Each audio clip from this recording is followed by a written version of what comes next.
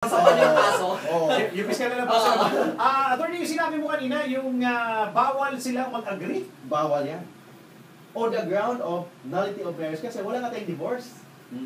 It is the obligation of the state. I repeat, it is the obligation of the state to preserve the sanctity of marriage. So bawal sila mag-agree. The ground for nullity of marriage or annulment of marriage, it must be based on grounds provided by the law. It is based on evidence. Hindi pwede na agreement lang. Kasi wala nga tayong divorce, absolute divorce. Kung mayroon tayong divorce, it's only relative divorce. You know, I already discussed what is a relative divorce. Parang legally separated. Yes. Legally separated. Legally separated or divorce with respect to foreign spouse. Yun lang yan. But there's no such thing as absolute divorce. That's why bawal ang collusion. Pag may divorce tayo sa Philippines, pwede na yung collusion. Kasi based on agreement lang, okay, let's end our marital relations. Tapos. But because we have no divorce here in the Philippines, kailangan it is the obligation of the state through the fiscal or the public prosecutor to investigate whether or not may collusion si husband at saka si wife. Kasi pag may collusion, dismiss ang kaso. That's how powerful fiscal. Teka muna, attorney, kung bawal mag-agree yung dalawa, di ba kailangan sa annulment both parties nagtatrabaho? Kumbaga, kailangan nila mag-participate doon sa proseso. They will participate, they will present evidence. The husband, assuming the petitioner is the husband, the petitioner will present evidence. After the husband, si wife, pwede mag-present ng evidence or he or she may waive his right to present evidence. So pag gano'n, attorney, ano mangyayari? Ma-stop yung kaso? Pag nag-waive si wife, mas mabilis yung kaso. Kasi the judge will decide based on the evidence of the petitioner. Okay. Pero pag si wife mag-present ng evidence, of course, it will delay. Yun yan. Kasi pag-aaralan. And if the wife, if the respondent will answer to the petition, ibig sabihin, walang collusion. Yes. Yan yan, di ba? So, pag gano'n, pag nag-answer si respondent or the other party, wala nang obligation si fiscal to investigate kung may collusion. Kasi pag may answer, as a general rule, it means na walang collusion kasi may sagot. Okay. Ano yung sagot ito? Kailangan negative. Of course, he or she, yung sagot ng petition. Yes, Ibig sabihin niya. So, of course, he will sagutin niya lahat ng mga sinasabi sa petition. Yeah. Kasi yung kaso ni Shasha Padilla, sobrang tagal nun. Sobrang tagal. Kasi ayaw na mag-cooperate nung ano. Sa 3 hari ba yun? Bawal na ang to cooperate with each other. Bawal yan. Kasi wala ka tayong collusion. But the problem with Shasha Padilla case, the husband also present evidence. Okay. So that's why delay. Kasi after this, I don't know if I'm not familiar with the case. I think based on my experience, if the petitioner present evidence, after he or she will present evidence, the respondent will also present evidence. Pag sa presentation ng evidence, attorney, i-present ko yung mga evidences ko laban sa mga evidences niya. Kasi sabi ni petitioner, my wife is psychologically incapacitated. Yes.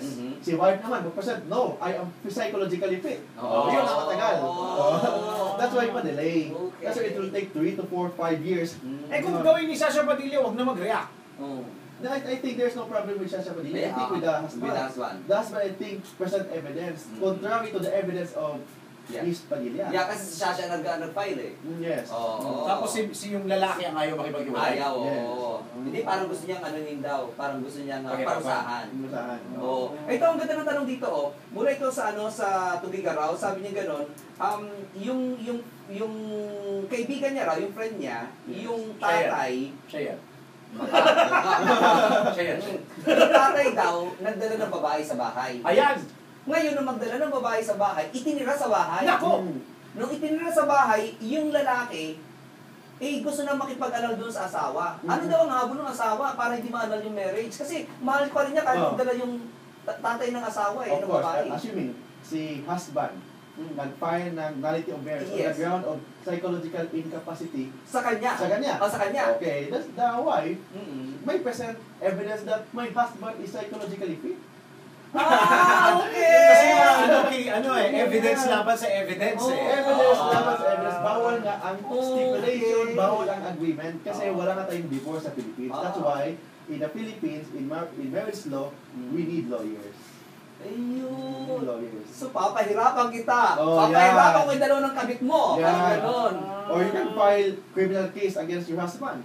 Kasi nga, inuwi niya yung babae. Oh, that's concubinage. Oo, privilege yun. Pero criminal case ito, hindi ko Criminal ibig case. sabihin maghiwalay kayo. Oh, iba yun. Ay, Kulong. Yeah, kulong. Kulong. Oh. Lalo na mag-ibibidate siya. Oh, lalo yan. Nako, ang galing, no? Yung sa akin naman, tamad daw yung asawa niya. Naman. So, may trabaho naman daw, pero tamad. That is also a ground for psychological incapacity. Kasi, you are irresponsible. Yes. Okay? Of course, it is not in marriage kasi, hindi lang obligation husband. Obligation din yung wife with respect to the management, with respect to the support of the family. Okay? Assuming yung wife walang trabaho. Or kung may magtrabaho, tamad. Hindi maghanap ng trabaho. That's also good for psychological. Eh, kung tamad sa bahay, pero may trabaho. Yan. Pag tamad, depende na yan sa psychologist. Kasi the psychologist will test whether or not your psychological incapacity is curable or not. If it's curable, so it's not a ground. Kailangan yung kailangan yung psychologically incapacity mo, kailangan incurable and it must be grave. Enough that will prevent you to comply the essential marital obligation. Pero pag sinabi na ng psychologist attorney na psychologically incapacitated siya, tapos curable, sabi naman nung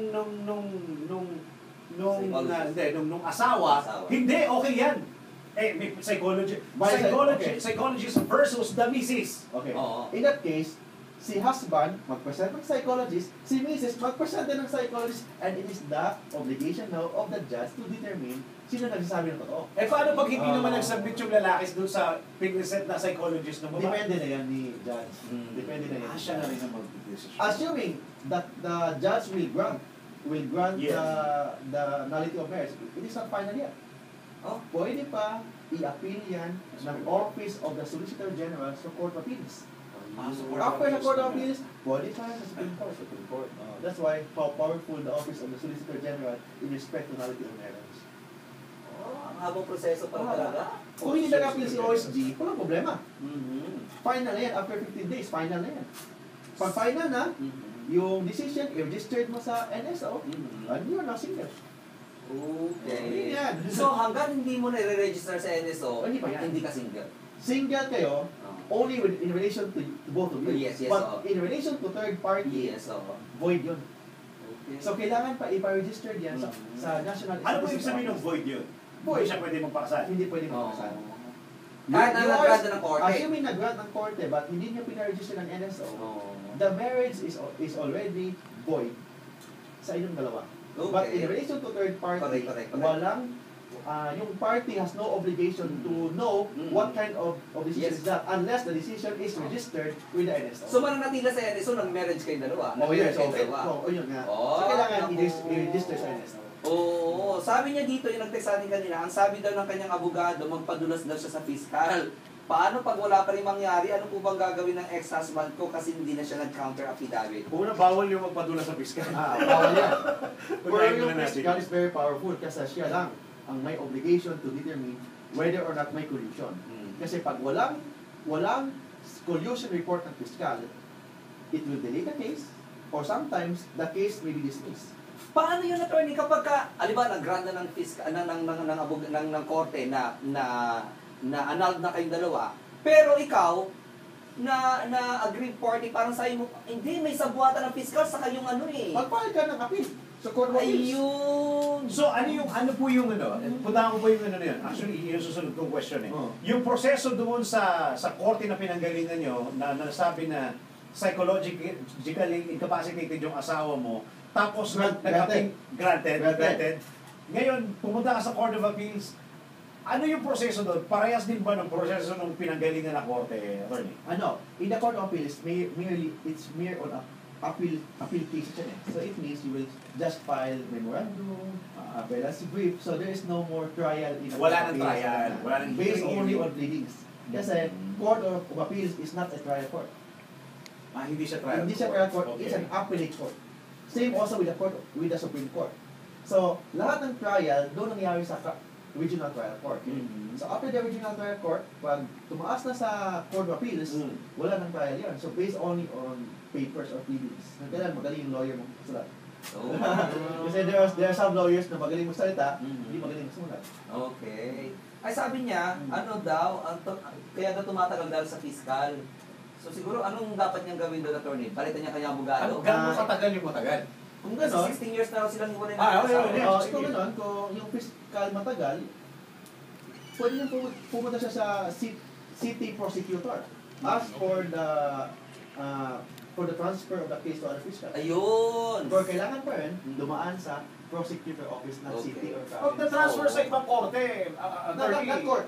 Same fiscal. court, same fiscal with the same office. Yes, Or the oo. same city. Pero yung mga nakaraan na hearing at saka makikerry ba yun? Carry pa yun. Okay, maganda. Hindi back to zero. Oo, hindi back to Okay. zero. Pero yung kaso, Oo. hindi pwede mag-pre-trial. Kasi bago mag-trial, may pre-trial. Okay. Walang pre-trial kung walang collusion report ng fiscal. Kasi kailangan i-determine ng fiscal whether or not may collusion. That's why the fiscal is very powerful in nullity of marriage or annulment of marriage. Pero teka muna, yung case ni Amy Perez, nawawala naman talaga si Briggs Si Ferraris. Briggs, oo. Pero kanina sabi nyo kanina, yung pagkawala, yung absence nung lalaki, pwede na, bastante na yun eh. Yung Correct. sabi mo kanina, I attorney, think paano nangyari? based on my reading with the case of Amy Amy Perez, Perez. yung first case, it was denied by the Supreme Court. Yes, oo. It was denied because yung psychologically incapacitated with respect to the husband, Yes. hindi nag-sue. Okay. That's why, pag denied, nag-file ulit si Amy Perez, ngayon, silang dalawa na. Kasi mahirap i-prove that your husband is psychologically incapacitated. But it's easier to prove that you are psychologically incapacitated. Ganun? Yes, it's easier to prove. Kasi nga sarili mo Oh, yun. yes, yes. That's why, nullity of marriage case, this is an exception. Exception to the rule that no one goes to court with unclean hands. It means that if you are a petitioner, kailangan wala kang mali. Yung defendant or respondent. Yes. But in a nullity of marriage, even ikaw yung ikaw yung mali. guilty, pwede yung grounds ng nullity of marriage, ikaw ang may problema. Oh. yun yan. I-present mo yung sarili mo as may problema part. Yes, i-present mo na, I am psychologically Yes. incapacitated as a husband with that girl, but not with different girls. Yun yan. Pero hindi pa ba nakikita ng ano yun, ng korte, yung nangyari kay Amy Perez na napakatagal ng panahon na wala dito si Briggs Ferraris. May asawa na rin doon sa ibang bansa. Depende nga how to prove it. Kasi So dapat ang abogado niya dapat magaling. O kailangan paano magaling yung kasi ano. not all lawyers know family law. Not all lawyers know nullity of marriage. Kasi most lawyers, they know criminal case, corporate cases. Yeah, may specialist field talaga sila. Special talaga. Okay. Pero may ano ba yun? May effect ba yun? Yung mga pinag-uusapan sa media do sa kino-consider ba ng judge yun? Yung mga pinag-uusapan sa media, nare-report, nawawala si Briggs Ferraris, may asawa siya sa ibang bansa. The court has no obligation to know yung anong sinabi ng media. Kailangan Presentation. lahat ng decision ng court, it must be based on the evidence presented By the lawyer. by the lawyer to the court, Oh, not yes, presented oo. by the media. Oh, correct, Oh, correct. yeah. Oo, Kasi oo. hindi naman sila mag-research. Oo Diba? nga. Hindi yes. kami mag-research para patunayan na totoo yung sinasabi Yes. mo. It is based doon sa mga evidences na pinresent mo. Yes. Then if you present evidence to the court, kailangan i-cross-examine yan ng piskal. Kasi pag hindi i-cross-examine, hearsay yun. So it is not considered by the court as an evidence. Kailangan lahat ng evidence na present mo sa court, kailangan yung fiscal should cross-examine or the office of the Solicitor General should cross-examine. Kasi pag hindi,